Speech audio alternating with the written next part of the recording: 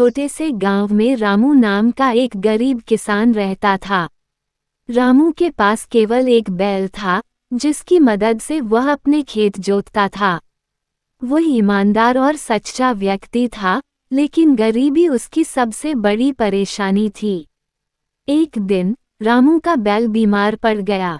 रामू ने बहुत कोशिश की, लेकिन बैल ठीक नहीं हो सका और मर गया। अब उसके पास खेत जोतने का कोई साधन नहीं था। परेशान होकर वह गांव के सेठ के पास चला जाता है और वहां जाके सेठ से मदद मांगता है। सेठ ने कहा, मैं तुम्हें पैसे उधार दे सकता हूँ, लेकिन एक शर्त है। अगर तुम समय पर पैसे नहीं लौटा पाए तो तुम्हारी जमीन मेरी हो जाएगी।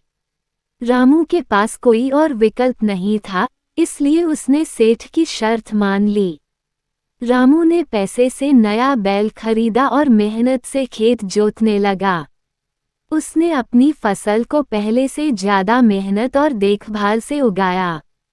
जब फसल तैयार हुई तो उसने बाजार में जाकर उसे बेचा। रामू ने जितनी मेहनत की थी, फसल उतनी ही अच्छी हुई और उसे अच्छी कीमत मिली।